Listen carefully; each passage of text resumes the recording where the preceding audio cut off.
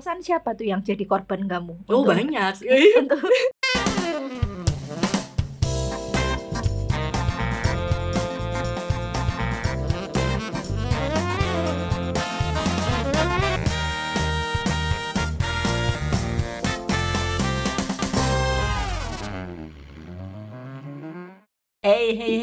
jumpa lagi nih sama narasumber yang cantik hari ini. Kenalin dong, ayo kenalin diri. Iya, halo C, halo semuanya. Kenalin, aku Shani Lovina, aku owner dari John's Cafe and Coffee dan Nasi Surga. Iya. Gimana tuh ceritanya? Kok bisa masuk di dunia food and beverage ya? Apa passion atau udah di-set sama orang tua nih? Iya, Atau iya. pertamanya iseng-iseng ikut era zaman yang sekarang kan kalau follower paling banyak nih, subscriber paling banyak itu kan pasti jurusan makanan ya kan? Iya. Apa dari itu semua atau gimana? Ceritain dong coba. Iya. Aku itu dari kecil emang hobinya kan makan C. Jadi inget banget pada zaman-zaman SD dulu kalau pulang sekolah, papa tuh kalau jemput itu selalu ngajak makan, kalau nggak soto tuh bakso. Nah terus dulu tuh kecil tuh sempat kepikiran gini, daripada aku bayar orang makan, kalau aku punya sendiri kayaknya lebih enak deh. Jadi kalau misalnya aku pengen makan sate, aku punya warung sate. Aku pengen bakso, aku punya warung bakso. Jadi tuh kepikiran kayak, kayaknya asik ya kalau punya banyak warung atau depot atau restoran, pokoknya berbagai macam makanan gitu. Tapi waktu SMP, SMA tuh kayak udah lupa benernya sama hal itu gitu. Kayak ya punya cita-cita yang lain kan. Terus habis gitu setelah di kuliah, mungkin karena aku dulu kan ngekos ya ceritanya. Jadi caranya untuk bisa hemat kan aku harus masak. Jadi akhirnya aku mulailah di situ explore, aku masak. Terus kayak oh iya ya ternyata fun juga ya masak itu. Nah dari situ baru mulai muncul ya passionnya itu lagi. Mungkin dari kecil emang hobinya udah makan, terus ketambah itu sering utak-utik di dapur. Akhirnya ya udah gitu, setelah selesai dulu sempet kuliah, terus habis sempat kerja juga bentar, terus pulang ke Indonesia, ke Sidoarjo. Pas ada opportunity juga, ya udah akhirnya masuk deh di dunia food and beverage ini gitu. Lo memang kuliahnya jurusan ini enggak? Awalnya enggak. Aku tuh awalnya ambil marketing, bisnis marketing. Terus habis itu aku sempat kerja, terus izin kerjaku tuh nggak keluar aja waktu itu. Nah terus pada saat itu aku masih nggak mau pulang ceritanya. Jadi kayak masih mau bertahan di Singapura kan. Kuliahnya di mana sih? Aku di Singapore Institute of Management. Jadi aku di Singapura. Setelah aku sempat kerja juga nggak keluar izinnya, terus akhirnya aku mutusin, yaudah deh aku pingin nambah skill kan. Apa ya gitu, kalau S2 ambil bisnis ya skillnya di bisnis, aku pingin sesuatu yang lebih kayak pakai tangan, yang craft gitu loh. Ya apa, akhirnya aku memutusin kayak oh iya ya kan aku kan emang suka masak, suka makan. Ya udah akhirnya aku baru ambil culinary di situ. Sempat kerja di hotel juga di Singapura, di Marina Mandarin Hotel. Terus baru balik Indonesia, baru balik ke Sidoarjo terus buka kafe gitu. Nasi Surga sama John Cafe lahirnya duluan mana nih? Duluan John. Oh John ya. John lebih tua. Cece sering lo makan di situ. Enak lo itu menunya all menu itu buatan kamu sendiri, explore kamu sendiri atau gimana tuh? Kebanyakan explore aku sendiri. Jadi banyak resep-resep itu emang dari aku. Sampai sekarang pun masih banyak saus-saus, bumbu-bumbu juga aku yang masih buat. Terus baru aku kirim ke kafe. Dia buatnya tuh biasanya sedikit-sedikit, cuman kayak buat 2 hari gitu, kayak nggak lama. Terus dikirim ke kafe, terus baru ya udah gitu setiap hari seperti itu gitu. Jadi makanya Shani juga mesti sering standby di rumah kalau emang perlu ada buat saus, buat bumbu apa, itu masih sampai sekarang berarti dong? Masih. Wow. Iya. Jadi biar kualitas tetap terjaga gitu loh. Jadi orang datang mau dulu, sekarang, nanti sampai seterusnya juga rasa juga akan terus terkontrol gitu. Itu kan kamu masih muda banget ya. John Cafe umurnya berapa sih? 2016, berarti 4 tahun. 4 tahun ya. Itu kan berarti kamu kan masih muda banget lah, fresh graduate kan. And then kamu pegang ini gitu loh. Lalu kamu nggak kebayang nggak, maksudnya itu kan buat kafe modalnya gede gitu loh. Lalu kan kamu belum pernah terjun di situ gitu. Keluarga urusan kuliner Kayaknya enggak ya? Enggak sih. Cuman mama dulu tukang kue, bikin kue mama itu. Iya. Jadi maksudnya kan background nggak dari orang tua segala macam, nggak pernah masuk dunia yang model kayak begini gitu kan. Iya. Kamu usia muda, fresh graduate gitu, belum ada pengalaman, berani buka kafe gitu, dan apa sih motivasi apa yang buat kamu kayak gitu? Kalau boleh bilang mungkin karena passion kali ya. Kayak menurut aku merasa calling aku di dunia ini, di dunia ini itu adalah di food and beverage, yaitu kayak yang kasih makan orang gitu loh. Itu kayak something yang aku emang suka gitu. Aku tuh menemukan sukacita pada saat melihat orang itu makan terus kayak enak gitu loh, kayak ngeliat mereka seneng, kayak wah enak banget ternyata gini. Nah itu aku seneng banget gitu. Jadi karena aku tahu passion aku emang di sana dan aku emang mau maju di bidang ini, akhirnya ya udah ditekuni aja gitu. Kalau takut ya emang pasti takut gitu kan.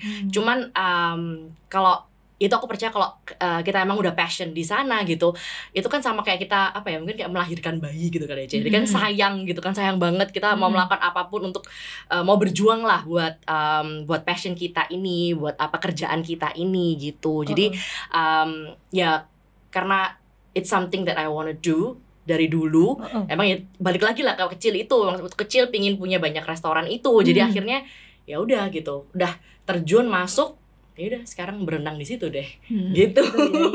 Iya. Jadi poinnya itu deh ya, maksudnya ya dimulai dari passion ya. Passion, lalu setelah itu bukan cuma berhenti di passion aja, tapi mulai jalani untuk bisa ke situ. Apapun resikonya segala macam. Yang pasti kan pasti udah ada hitungannya segala macam gitu kan, ya kan. Cuman memang kadang orang itu, kenapa sih orang nggak bisa berprestasi, karena mungkin orang itu takut melangkah lah, atau faktornya banyak sih gitu. Kenapa ndak energi yang kita gunain untuk mikirin and then kita nggak jalan, energi yang sama kita gunain untuk ya udah berani aja. Bener, udah nyemplung aja, udah tenggelam ya udah ntar naik lagi gitu loh. Pokoknya masuk dulu aja gitu. Suka dukanya apa nih? Pasti kan dalam sebuah bisnis atau apapun lah, anything lah yang kita kerjain, lakuin kan pasti ada suka dukanya ya. Kalau orang kan lihatnya hasil aja, wah aku pengen jadi ini, aku pengen jadi itu gitu. Tapi kan orang kadang nggak ngelihat bahwa ada proses di balik itu. Suka dukanya apa sih kalau food beverage nih? Mungkin ngomong dari dukanya dulu kali ya, yang sedih-sedih dulu. Mungkin kalau dukanya aku bilang karena kan aku entrepreneur, aku bisa bilang aku entrepreneur kan, jadi aku kerja sendiri kan. Kerja itu nggak mengenal waktu dan nggak mengenal hari. Jadi misalnya aku diperlukan untuk ada di tempat kerjaanku di hari Minggu, aku harus bisa gitu. Aku dicari sama orangku, misalnya jam 8 malam aku harus bisa angkat telepon dan aku harus bisa membantu menyelesaikan permasalahan yang ada gitu. Itu berasa banget kadang-kadang kalau misalnya weekend gitu ya, tiba-tiba ada masalah di telepon. Itu kan gimana kita juga harus menyelesaikan kan, nggak bisa kita kabur enaknya kayak oh ya nongkrong jalan-jalan terus kayak nggak membantu menyelesaikan. Nah itu nggak enaknya di situ sih. Cuman kebetulan aku juga punya tim yang lumayan pengertian, jadi mereka tahu kalau Minggu tuh biasanya Cici ini nggak bisa diganggu gitu. Jadi mereka biasanya Minggu pasti sebagaimanapun caranya mereka pasti mengurangin kontak pada hari Minggu gitu. Terus dukanya lagi apa ya?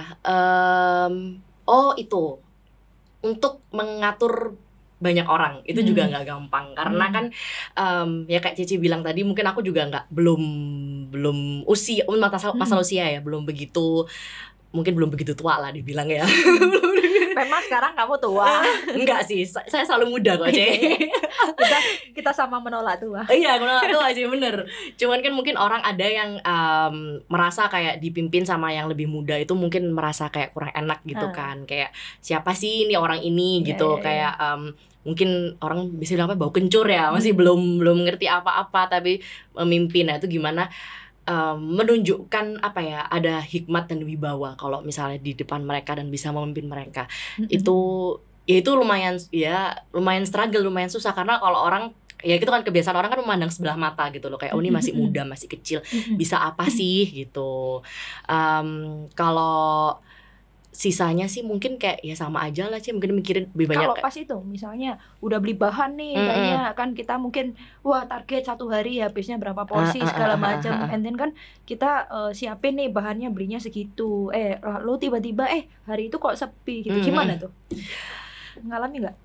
Ngalamin sih, sering sih seperti itu.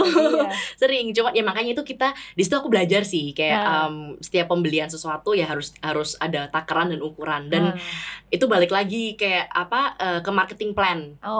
Jadi semua promo, semua minuman, makanan apapun yang dijual mesti dilihat juga gitu, kayak kita mau promonya modelnya seperti apa, kira-kira hari apa, kita udah jalanin marketingnya gimana, misalnya kayak kontak influencer atau mungkin sudah itu endorse orang atau gimana. Nah itu kita bisa lihat, karena biasanya setelah jalan lumayan lama gini kita bisa lihat sih kalau misalnya habis kita endorse orang, habis kita undang influencer atau gimana, biasanya sales bisa boost naik sedikit. Nah itu kita beli barang bisa lebih banyak lagi gitu. Dan di sini aku juga jadi bisa belajar trik-trik gimana caranya nyimpen barang supaya nggak cepet rusak gitu ya. Iya, jadi kayak beli yang airtight container lah, terus di cling wrap lah, di vacuum seal lah, apalah gitu. Oke. Nih sebelum ngomong sukanya ya kan, ini dukanya nih. Tadi Cece mention tuh, kamu bilang kan entrepreneur kan ya. Entrepreneur itu anytime, nggak kenal waktu, nggak kenal hari, nggak kenal apa-apa. Itu I like it, Cece suka.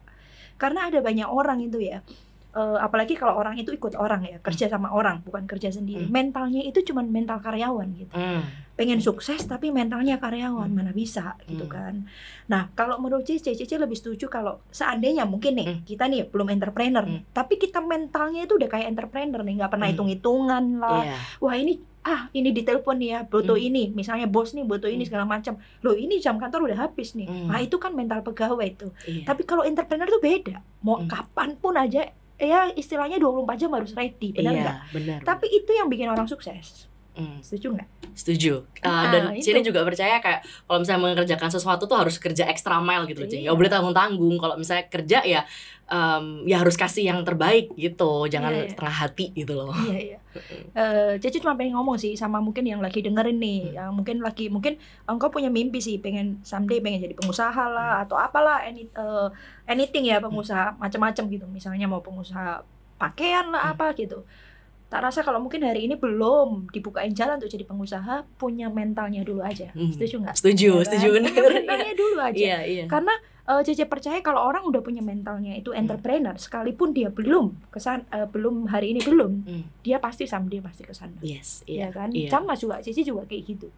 Dulu cuma ikut orang gitu. Tapi Cece selalu di dalam hati, anytime bos perlu kapan aja aku siap. Dan ya ternyata hari ini dipercaya lebih. Ya itu setuju lah, bagus. Itu good point lah. Rasa kamu pasti akan jauh lebih besar nih dari hari ini ya. Dan kalau itu memang kesulitan paling besar itu adalah orang kalau kerja sendiri itu gampang, ya kan? Kalau mau cepat kerja sendiri, tapi kalau mau besar harus pakai tim. Dan memang kesulitannya adalah manage orang, ya kan? Kalau kerja sendiri paling gampang. Tapi kalau manage orang, wah itu yang agak gimana sih? Karena per kepala kan beda-beda. Tapi di sini juga kalau Shani boleh bilang dari buka bisnis ini, Shani bisa belajar personality orang beda-beda gitu, berusaha mengerti orang beda-beda, nggak bisa pukul rata satu orang, semua tuh sama. Jadi orang ini tuh cara handle-nya seperti ini, orang ini cara handle-nya seperti itu gitu. Jadi akhirnya itu sini menemukan rumus kalau misalnya cara untuk handle orang, setiap orang tuh beda-beda, nggak bisa dipukul rata. Ada orang yang harus dikerasin, ada orang yang ngomongnya harus pelan-pelan gitu. Jadi supaya kita juga bisa menjaga perasaan mereka dan mereka juga tetap loyal dan setia gitu. Itu peranannya bos lah. Iya kan, kalau kamu hari ini kamu punya hati kayak gitu, bagus banget gitu. Cuman Cece juga ngambil sisi yang lainnya. Kalau hari ini kita sebagai pegawai kira-kira ya kita harus ngerti bahwa ternyata jadi bos tuh kan nggak gampang juga. Harus mengerti banyak orang dan kondisi gitu. Sukanya apa nih? Sukanya dikelilingin makanan yang enak terus. Kan bosen tapi masak sendiri, makan sendiri. Iya sih. Tapi kan jadi bisa explore jadi. Benernya dengan sukanya aku bisa bilang aku jadi bisa lebih kreatif dan aku bisa eksplorasi banyak gitu. Jadi kalau emang waktunya harus aku mengeksplor untuk menu baru, aku bisa trial error banyak banget gitu. Jadi nyobain banyak makanan. Nanti dari gagal tuh bisa ketawa-ketawa sendiri. Ih kenapa asin banget? Ih kenapa kok gini banget gitu. Perasaan siapa tuh yang jadi korban kamu? Oh banyak. Untuk merasakan yang kira-kira sih udah oke apa enggak? Biasanya tuh orang-orang rumah, terus orang-orang yang di kafe juga atau di Nasi Surga atau nggak gitu biasanya aku kirim ke beberapa orang-orang terdekat ya, aku icipin gitu. Terus biasanya kalau mereka nggak enak, ya puji Tuhan dikelilingin dengan orang jujur ya. Jadi kalau nggak enak bilang nggak enak ini apa ini kok kayak gini gitu. Terus ya itulah jadi bisa lebih apa ya, selalu mengasah otak untuk berpikir apa sih what's next gitu. Jadi nggak bisa untuk mikirin yang sekarang. Jadi kayak aku sekarang ini aku sudah mikirin nanti Natalan gimana, promo Christmas atau mungkin nanti promo Hari Pahlawan apa. Jadi mikirnya harus ke depan dan mikirin kayak menu barunya apa nih, menu ini dari sini lama terus kita lihat di sales kurang laku, ya udah kita tarik keluar, kita harus ganti menu baru apa ini, promo apa yang harus kita jalanin. Jadi ya sukanya di situ menurut aku jadi lebih kreatif dan lebih berpikir ke depan gitu untuk memikirkan kayak 2 bulan ke depan gimana nih, 3 bulan ke depan gimana nih, 4 bulan ke depan gimana nih gitu. Terus apa ya, mungkin sukanya lagi masalah ya tadi dibilang waktu kan, nggak kenal waktu, tapi juga punya banyak waktu juga, lebih banyak waktu, lebih fleksibel aja daripada kalau mungkin yang ngomong kalau di kantor ya. Iya. Nah, menurutmu nih menu andalanmu, menu khususmu yang beda sama tempat makan yang lain nih, kafe-kafe yang lain apa? Menu kalau misalnya di Nasi Surga dulu deh. Nasi Surga itu kan makanan rumahan nih ya, homey gitu. Jadi emang goal awalnya gitu kita memang mau bikin makanan yang orang makan tuh berasa kayak ini aku makan di rumah. Iya, kayak aku makan di rumah, anget gitu, enak gitu. Emang tujuannya seperti itu. Jadi kayak rawonnya pun misalnya contoh rawon ya, rawon tuh untuk jadi rawon yang sekarang itu resep sebelum trial errornya tuh banyak banget ya, sampai akhirnya tuh menemukan kayak oh ya ini kayak rawon yang emang berasa kayak rumahan, enak itu seperti ini gitu. Terus sambelnya juga gitu, lodeh lah apa segala macem itu kita emang tujuannya untuk orang merasa homey dan enak gitu. Kalau yang di John itu lebih ke Western, makanan Western tapi nggak terlalu apa ya, aneh asing dengan lidah kita gitu. Jadi tetap tujuan awal kalau misalnya ini bikin menu, bikin makanan dan minuman tuh selalu untuk berasa nyaman aja buat orang makan gitu, enak gitu loh. Jadi orang nggak merasa kayak oh aku sudah bayar 20.000 tapi kok nggak enak gitu loh. Jadi aku mau orang makan 20.000 itu enak gitu. Mau apa tempatnya enak, makanannya enak, bersih dan segalanya gitu. Jadi menu andalan ya itu lebih kayak semuanya sih andalan sih. Semuanya andalan karena kan aku yang buat. Yang kira-kira khas gitu loh. Mungkin yang menurut kamu itu khas dan mungkin kayak kafe yang lain nggak ada. Oh nggak ada. Apa ya? Nasi goreng kambing sih aku mungkin bilang. Menurut aku punya John's Cafe enak sih. Orang banyak bilang itu suka dan enak gitu karena beda. Terus mungkin telur asin. Mungkin banyak di kafe-kafe lain soal telur asin. Cuman punya aku merasa kayak ya enak. Something different ya. Gitu. Menurut Ena tuh harus dicoba ya. Oh iya. Ya ini mungkin bisa mampir ya ke John's Cafe and Coffee dan Nasi Surga. Iya. Nah, apa namanya? Kalau Nasi Surga usianya berapa dong? Nasi Surga kayaknya itu lebih baru ya. Lebih baru 2018 Nasi Surga. Berarti setelah itu ini ada segmentasi orang pangsa pasarnya nggak? Segmentasi maksudnya kan tujuannya ini kan untuk segmentasinya kemana, ini kemana gitu. Kalau Nasi Surga tuh lebih untuk orang untuk bisa makan sehari-hari sih, Ci. Jadi kan lebih kan kayak nasi sambel gitu yang apa orang makan tiap hari lah. Buat apa juga cepet kan, maksudnya kayak lokasinya kan juga deket kantor apa segala macam. Jadi untuk orang makan siang grab and go bisa cepet banget gitu.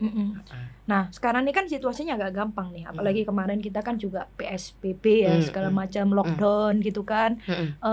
Jadi kan semua namanya restoran juga semua pada tutup, kafe, Nasi Surga juga tutup ya. Tutup. Nah gimana dong? menyikapi ini semua? Kalau nggak salah kan kita ini udah jalan mau hampir 5-6 bulan ya dengan situasi yang kayak gini. Gimana nih untuk kamu sendiri? Kemarin kalau boleh jujur ya, awal-awal itu stres aja, pusing aja, kaget kan, semuanya kan tutup, terus bingung gimana ini gitu kan. Yang biasanya ada kerjaan, tiba-tiba nggak ada kerjaan gitu kan. Terus semuanya itu harus diliburkan, semuanya harus, dan aku kan merasa aku punya pertanggungjawaban dengan teman-teman yang kerja kan. Jadi kalau misalnya dirumahkan ya gimana gitu kan, gimana kan mereka juga ada keluarga yang mereka harus hidupin gitu kan. Jadi aku tuh kayak kemarin tuh sempat stres mikir kayak gimana caranya gitu kan.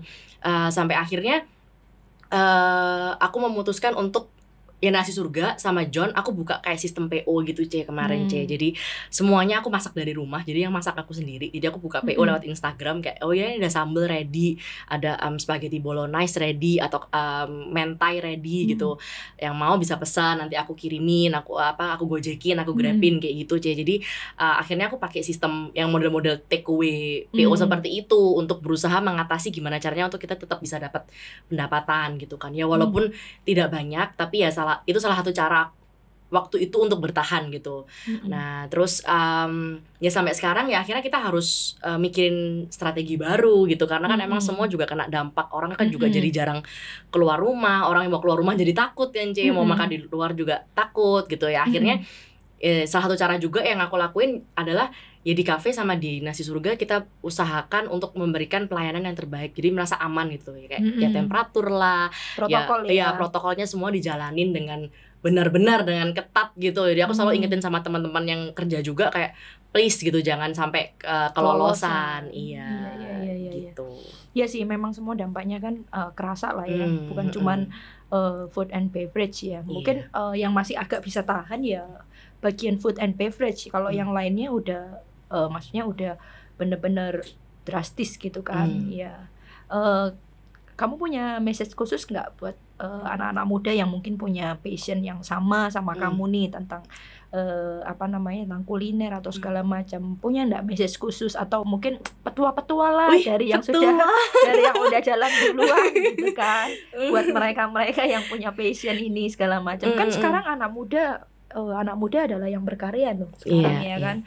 Nggak bisa dipungkiri mereka itu benar-benar otaknya tuh benar-benar cemerlang banget gitu setuju kan. Kalau itu anak muda apalagi yang generasi di bawah ini kayak luar biasa. Kadang usia SMP SMA itu mereka tuh udah maksudnya tuh isi kepalanya itu loh udah kalau zaman kita dulu ya itu Cece sih hashtagnya menolak tua ya, tapi nggak bisa dipungkiri nih mereka yang sekarang masih SMP SMA itu mereka brilian gitu kan. Benar, mereka itu punya idenya, tapi mereka tuh perlu belajar sama kita tentang pengalamannya, betul nggak? Iya kan?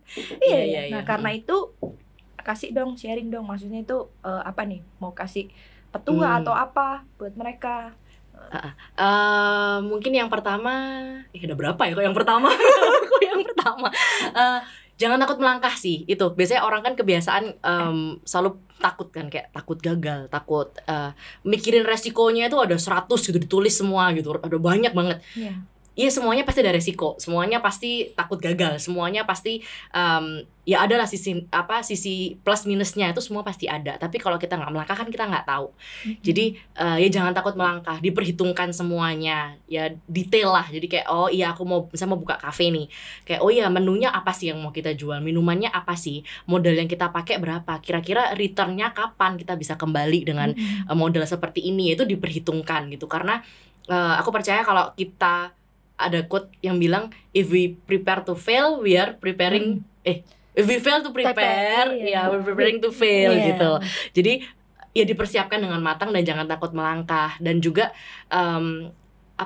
ketemu banyak orang, belajar banyak, jangan merasa paling bisa dan merasa paling tahu gitu.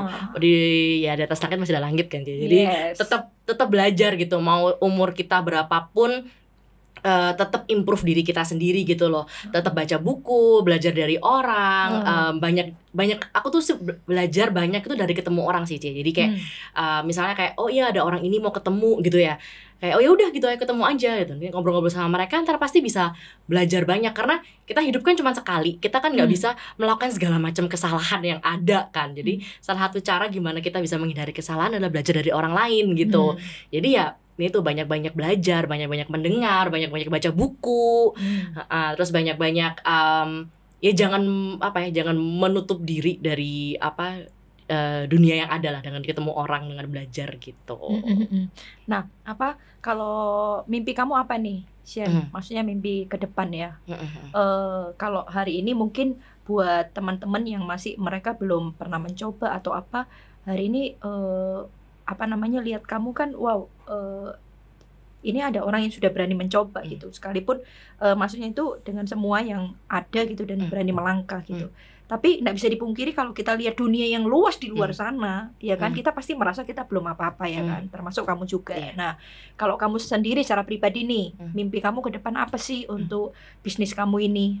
Bisa sharing nggak?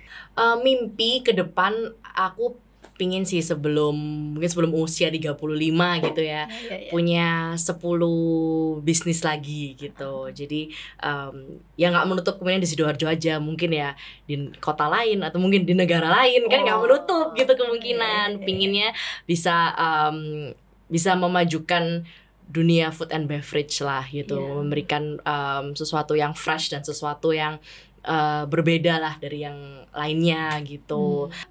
Jangan berhenti belajar, lalu berani melangkah. Sampai jumpa di episode berikutnya. Thank you.